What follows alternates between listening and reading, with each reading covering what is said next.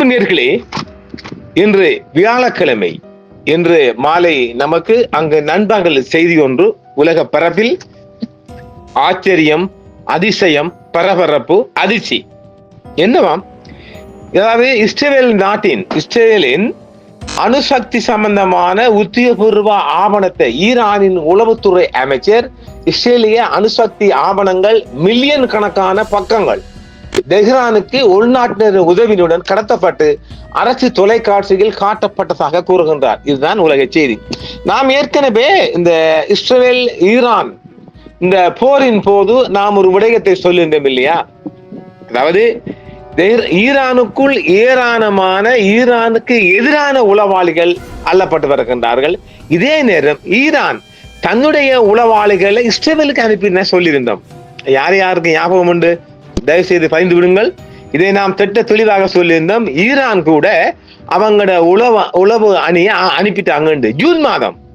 June மாதம் இஸ்ரேலின் அணுசக்தி எவ்வளவு பாருங்கள், எவ்வளவு வீக்காது. யாருக்கு மகனே எங்கிட்டயா என்ற மாதிரி தான் அது. அதாவது காற்று புகாத இடங்கள் எல்லாம் மொசாட் பூர்வதாம்.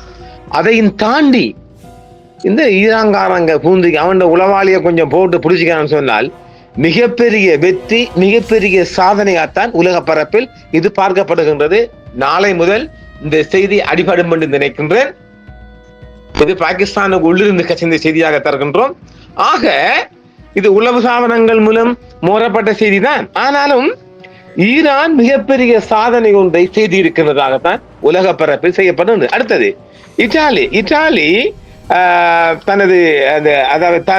தனது நேவி படை ஒன்றை அனுப்பி இருக்கின்றது காசாவை நோக்கி. இத்தாலி சென்ற navy ship to protect the Gaza flotilla. அதாவது புளோட்டில்லா அவங்களோட இந்த இது ஒன்று தொண்டர் அமைப்பு ஒன்று வருது இல்லை, காசா மக்களுக்கு உணவு கொடுத்து which is to Gaza to deliver அந்த உணவு பொருட்களை அவங்களோட அந்த உணவு பொருட்களை வழங்கும் போது ஏதாவது அட்டாக்கள் நடக்கலாம் என்று பாதுகாப்புகளுக்காக பலம் பொருந்திய நேவி படை ஒன்றை அது அனுப்பி இருக்கின்றது. இந்த இரண்டு செய்தி தான். இது இத்தாலி சென்ற நேவி கேப் சீஃப் என்பது ஒரு செய்தி உலக பரப்பில் பேசப்பட்டாலும் உலகம் அதிர்ச்சியும் அடைந்து பரபரப்பும் பெற்றிருக்கின்ற இந்த விடயத்தில் ஈரானின் உளவுத்துறை அமைச்சர் இஸ்ரேலிய அணுசக்தி ஆவணங்கள் பற்றி சொல்லி இருக்கின்றார். இஸ்ரேலிய அணுசக்தி நிலையங்களை நாங்கள் ஆக்கிரமிப்பு செய்தோம். அணு உலைக்கு அருகாமையில் எங்களால் நெருங்க முடிந்தது. அங்கிருந்துதான் இந்த புகைப்படத்தை எடுத்தோம் என்று, மேலும் நாங்கள் இஸ்ரேலின் அணுகுலை ரகசியங்களை எடுத்துள்ளோம் என்றும் பகிரங்கமாக இதோ நாங்களும் அந்த படத்தை போட்டு காட்டுகிறோம் பாருங்கள். அந்த படத்தை எல்லாம் வெளியாக்கி வீடியோ வெளியாக்கி அவங்கள்ட எங்கெல்லாம் இருக்குது என்று திட்ட தெளிவாக அவங்களோட மெப்பையே கொண்டு வந்துட்டாங்க. இது எப்படி இருக்குது?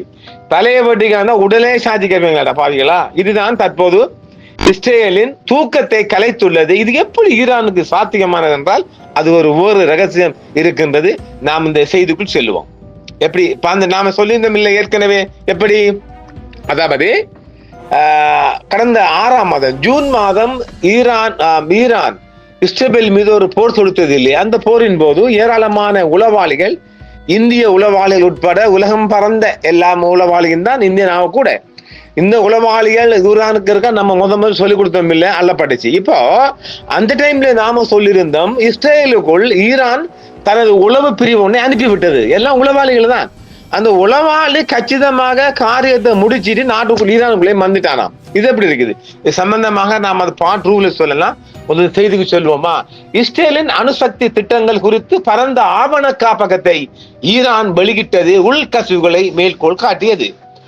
இஸ்ரேலின் அணுசக்தி மற்றும் இராணுவ திட்டங்கள் தொடர்பான மிகவும் வகைப்படுத்தப்பட்ட ஆவணங்கள், புகைப்படங்கள் மற்றும் வீடியோக்களின் ஒரு பெரிய தொகுப்பை வெற்றிகரமாக பெற்றதாக ஈரானிய உளவுத்துறை அமைச்சகம் அறிவித்துள்ளது. எல்லா நாட்டுக்கும் ஒரு பாதுகாப்பு அமைச்சு இருக்கும். இது உளவுத்துறை அமைச்சு. இது எப்படி அவனுக்கு தனியே நான் நிறைய அப்படி உலகத்துக்குள்ள காணல. உளவுத்துறைக்கு இன்வெஸ்டிகேஷன் அப்படி இந்த மாதிரி ஸ்பைஸுகள் எல்லாம் போட்டு அதுக்கு ஒரு தனி மினிஸ்ட்ரியும், தனி ஒரு பிரிவும், தனி ஒரு அமைச்சரும், தனி ஒரு டீமும். அந்த டீம் தான் இதை இஸ்ரேலுக்குள்ள கைப்பற்றி இருக்குது. இது சமீபத்திய ஆண்டுகளில் அதன் மிக முக்கியமான பாதுகாப்பு சாதனைகளில் ஒன்றாக தெஹ்ரான் விவரித்துள்ளது. புதன்கிழமை நேற்று மாலை ஈரானிய அரசு தொலைக்காட்சி தெற்கு இஸ்ரேலில் உள்ள டிமோனா அணு உலைக்குள் படமாக்கப்பட்டதாக கூறப்படும் காட்சிகள் உட்பட பொருட்களின் பகுதிகளை கொண்ட ஒரு ஆவணப்படத்தை ஒளிபரப்பியது. மத்திய கிழக்கின் ஒரே அணு ஆயுத கிடங்கை வைத்திருப்பதாக பரவலாக நம்பப்படுகிறது. நிரல் கோப்புகளை தரவுகளின் புதையல் என்று விவரித்தது. இதில் இஸ்ரேலிய ஆயுத திட்டங்கள், நிறுவன விளக்க படங்கள் மற்றும் அணுசக்தி மற்றும் இராணுவ திட்டங்களில் ஈடுபட்டுள்ள விஞ்ஞானிகளின் பெயர்கள் பற்றிய விவரங்கள் உள்ளன. இதோ மொத்தமா அமைக்கிறாங்க. அட பாவிகளா, மில்லியன் கணக்கான பக்கம் உணர்வு திறன் பொருட்கள் என்று சொல்லப்படுகிறது. அப்ப மிகவும் அதிகமான டாக்குமெண்ட், அதாவது ஜெயலலிதாட கோட்ல அந்த வழக்கெல்லாம் ஆகக்கூட உலகத்துல 800 கிலோ நினைக்கிறேன். அப்படி மிக அதிகமான ஆவணங்கள்.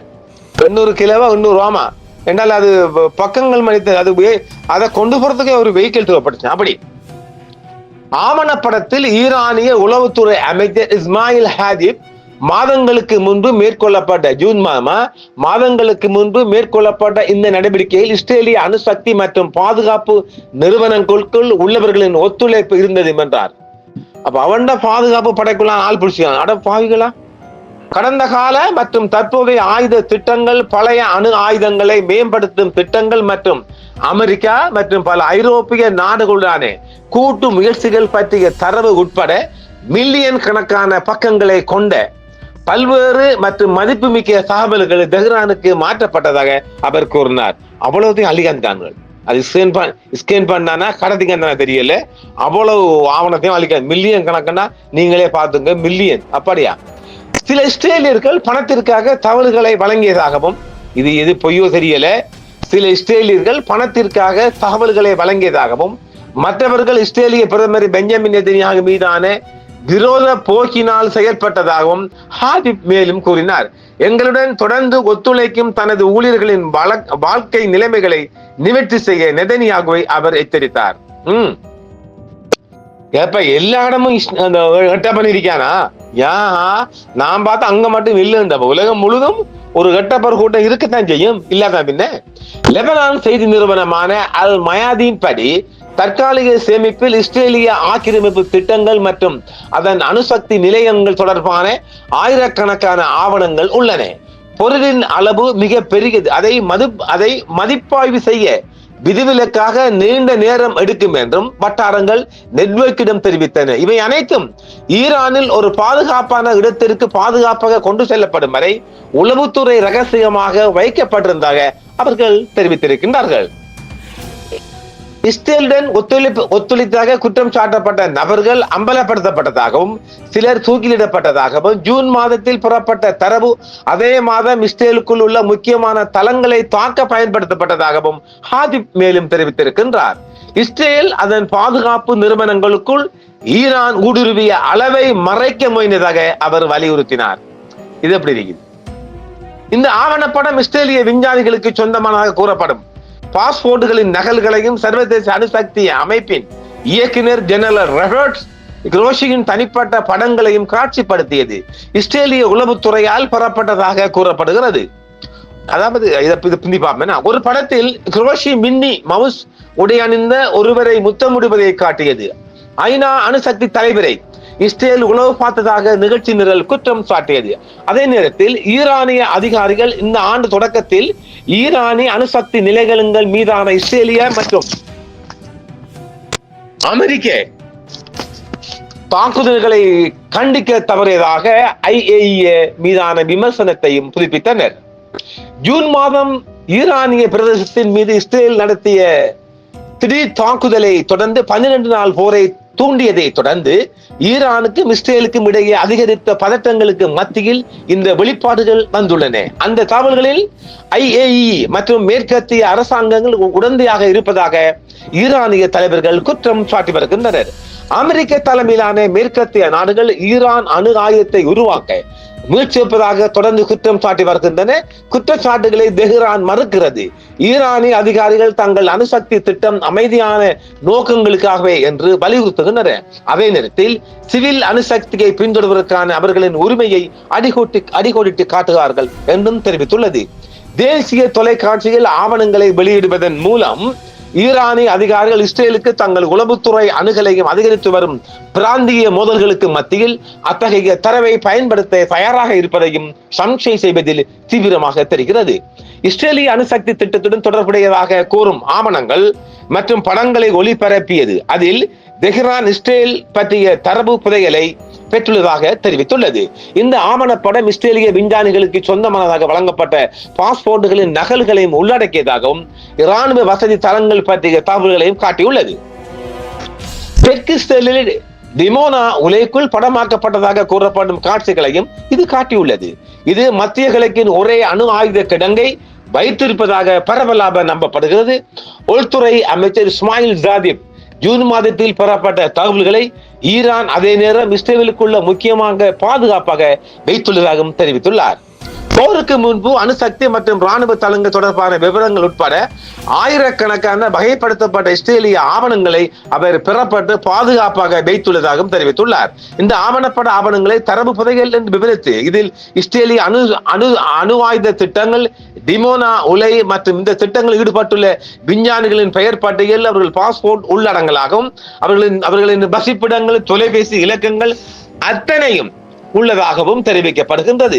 இஸ்ரேலிய அணுசக்தி துறை ஊழியர்கள், இராணுவ வீரர்கள் மற்றும் சாதாரண குடிமக்கள் கூட ஈரானுக்கு தரவுகளை மாற்றுவதில் பங்கேற்றதாக காதிப் கூறியிருக்கின்றார். இதுல ஒரு விடயம் இருக்கா, இது நாங்கள் பின்னுக்கு இந்த செய்தியை முடிச்சிட்டு சொல்லுவோம். இது அந்த மாதிரி தான் அந்த தகவல் வந்திருக்குது. இஸ்ரேலிய அணுசக்தி துறை ஊழியர்கள், இராணுவ வீரர்கள் மற்றும் சாதாரண குடிமக்கள் கூட ஈரானுக்கு தரவுகளை மாற்றுவதில் பங்கேற்றதாக காதிப் கூறினார். சிலர் நிதி வெகுமதியால் தூண்டப்பட்டனர், மற்றவர்கள் பிரதமர் பெஞ்சமின் நெதன்யாஹுவின் மீதான பொறுப்பால் இதில் வந்ததாக சொல்லுகின்றனர். பொறுப்பால் கிடையாது, வெறுப்பால் ஒன்றும் சொல்லப்படுகின்றது. இந்த ஆவணப்பட்ட சர்வதேச அணுசக்தி அமைப்பின் மேலதிக தகவல் நிறைய இருப்பதாகவும் சொல்லப்படுகிறது. இந்த படங்களை இஸ்ரேல் குரோஷியா உளவு பாதுகாப்பு குற்றம் சாட்டப்படுகின்றது. ஜூன் மாதம் ஈரான் மீதான இஸ்ரேலின் திடீர் தாக்குதலால் அதன் பிற்பாடு 12 நாட்கள் நடந்த தாக்குதல்களின் பிற்பாடுதான் இந்த தகவல்கள் வெளியாகி இருப்பதாகவும் சொல்லப்படுகிறது. அமெரிக்காவின் தலைமையிலான மற்றும் இஸ்ரேலின் ஆதரவுடன் மேற்கு நாடுகள் ஈரான் அணு ஆயுதத்தை உருவாக்க முயற்சி குற்றம் சாட்டாலும் நாங்கள் அதை ஒரு ஒரு ஒரு ஒரு தேவையில்லாத அனாவசியமான விடயத்துக்கு நாங்கள் அதை பயன்படுத்த மாட்டோம் என்றும் அவர்கள் உறுதியாக சொல்லியிருக்கிறது ஈரான். இதில் ஒரு விடயம், அதாவது இந்த இஸ்ரேலின் இந்த அணுசக்தி சம்பந்தமான ஆவணங்கள் கைப்பற்றப்பட்டதில் 3 வகையான தரப்பினர் பயன்படுத்தப்பட்டதாக சொல்லப்படுகின்றது. ஒரு குரூப் பணத்துக்காகவும், இஸ்ரேலுக்காரன் பணத்துக்கு நாசப்பட்டான் பாவி. ஏன்னா ஒரு குரூப் பெஞ்சமின் இந்த மோசமான போரை விரும்பல, 90% மக்களும் படைகளும் இந்த போரை விரும்ப, அதனால் இதையெல்லாம் ஒரு நிம்மதியாக இஸ்ரேல்காரன் நிம்மதியா வாழ விரும்புறான். அது உண்மையிலேயே இங்கே அப்படிதான் மாறான்கள். அது அவர்கள் ஒவ்வொரு தேசத்தும் வந்து நிம்மதியா வாழ விரும்புகிறான். அது அவர்களுக்கு இந்த சரியான முறையிலேயும் அவர்கள் வழிநடத்தப்படவில்லை. அதனால் இந்த பெஞ்சமினை ரிமூவ் பண்ண வேண்டும் என்றதுக்காக ஒரு குரூப் செயல்பட்டு இருக்குது. ஒரு குரூப் பணத்துக்காக, ஒரு குரூப் இவனை பெஞ்சமினை இறக்கணும் என்று பொதுமக்கள் கூட ஒத்துழைப்பு பண்ணிக்கிறார்கள். அந்த ப்ரோசஸுக்குள்ளேயும் ஒத்துழைப்பு பண்ணிக்கிறார்கள். பாருங்க, இது எவ்வளவு கோலத்தை போய்கண்டு காசு வாங்கியிருக்கானுகள். பெஞ்சமினை தூக்கணும், போஸ்டர்ஸ் எல்லாம் நிம்மதியா வாழணும். அவனுக்கும் குடும்பம் புள்ள பூட்டி இருக்குல்ல, அவனு மனுஷன் தானுங்க. எப்ப பார்த்தாலும் 24 மனித உசுரை தூக்கி கையில வச்சுக்கிட்டு இந்த துப்பாக்கியை தூக்கிட்டு அவன் எத்தனை நாளைக்கு உலாவுவான்? அவனுக்கும் ஒரு சரியான டிப்ரெஸ் ஆகும் இல்லை. எனவே பல வகையான அணியினரும் சேர்ந்துதான் இந்த இஸ்ரேல் இந்த ராணுவ, அதாவது அணுசக்தி சம்பந்தமான சகல மில்லியன் கணக்கான ஆவணங்களை ஈரான் கையில கொடுத்திருக்காங்க. இது ஈரான் மிகப்பெரிய முயற்சி. இப்ப ஈரான் நினைச்சால் இந்த இடங்களை குறி வச்சு தாக்கலாமா இல்லையா? பெஞ்சமின் மாம்ஸ் செத்தாண்டா சேகர். எனவே ஈரானுக்கு கிடைத்திருக்கின்ற ஒரு மிகப்பெரிய புதையலாகவே ஈரான் தெரிவித்திருக்கின்ற. இதைத்தான் பாகிஸ்தானுக்குள்ளும் ஒரு செய்தி கசிந்திருக்கின்றது. ஈரானுக்கு கிடைத்திருக்கின்ற இந்த நூற்றாண்டில் மிகப்பெரிய புதையல், அதாவது இஸ்ரேல்ல அடிமடியில கை வச்சிருக்கணும்னு சொல்லலாம். இஸ்ரேலை வீழ்த்துவதற்கான ஒரு மவுஸ், ஒரு கண்ட்ரோல் ஈரானின் கையில கிடைத்திருக்கின்றது. இனி கேட்க வேணும். எனவே எப்படி கணக்கு பார்த்தாலும் ஈரான் இது வெளியாக்கின பிற்பாடு பெஞ்சமின் மாம்ஸ் அமெரிக்காவிலிருந்து நாளை மறுதினம் வந்தார் என்றால் அடுத்த கட்டத்தை பார்க்கலாம். மீண்டும் மற்றும் ஒரு நிகழ்ச்சியை சந்திப்பு நேர்களே. உலக பரப்பில் மிக அதிர்ச்சியை கொடுத்துள்ள செய்தியாக இஸ்ரேல்ல அணுசக்தி திட்டங்கள், அணுசக்தி எங்கெங்க இருக்கு சம்பந்த A to Z பற்றிய மில்லியன் கணக்கான ஆவணங்களும், அங்குள்ள விஞ்ஞானிகளின் பெயர்கள், மொபைல் நம்பர்கள், அவங்களோட பாஸ்போர்ட் காப்பிகள் எல்லாமே கிடைக்கப்பட்டிருக்கு. அவங்க எந்த நாட்டுக்குள்ள போனாலும் அதை அவர்கள் ஏதோ ஒரு வகையில ஈரான் இவங்களை தூக்க அல்லது அழிக்க பயன்படுத்தலாம். ஏனெனில் நீங்க ஒரு பார்த்திருப்பீங்க, இங்க அபுதாபியில கடந்த ஆண்டுல மிகப்பெரிய ராணுவ தளபதி ஒருவரை அழிச்சாங்க.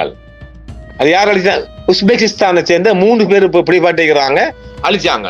இப்ப ஆக தங்களுக்கும் ஏழும் என்ற அளவு, அதாவது ரெபல் குரேஷியா போல எல்லோரும் உளவு பார்த்ததாக சொல்லப்படும். இஸ்ரேலுக்கு எதிராகவும் சக்திகள் ஈரான் அமைச்சிருக்கின்றால் அதை நாம சொல்ல தேவையில்லை. எனவே எதிர்வரும் காலங்கள் இஸ்ரேல் ஈரானுக்கு பயப்பட்டே ஆகணும் போலாம் இருக்குங்க. பார்ப்போம் என்ன நடக்குதுன்னு நாங்கள் முன்னு பார்க்கலாம். ஆனால் இஸ்ரேல் இப்போது கொஞ்சம் அடக்கி வாசிக்கும் நிலைமை கொண்டு உருவாக்கலாம். இப்போது இருக்கிற ட்ரோன்ஸ்கள் மூலம், இப்போது இருக்கிற வசதிகள் மூலம் ஈரான் நினைத்தால் ஏதாவது ஒரு ஒரு சின்ன சொருகப்பட்டால் ஈரான் கொண்டு கொட்டிட்டுருவான். அப்ப அவருடைய அணுகுலைகள் எல்லாம் தாக்கப்படுவதற்கான ஒரு வழிவகைகள் திறந்திருக்குன்னு சொல்லலாம். எனவே மீண்டும் மற்றும் ஒரு காணொளி சந்திப்பு. நன்றி நேயர்களே. என்றும் உங்களுடன் சன்ரைஸ் இந்தியா டிவி சப்ஸ்கிரைப் பண்ணுங்கள், பெல் பட்டனையும் கிளிக் செய்யுங்கள். உங்கள் ஆதரவே எங்கள் சேவை. ஆதரவு தாருங்கள், அரவணைப்போம். மறக்காம சர்ப்ரைஸ் பண்ணுங்க. தேங்க்யூ.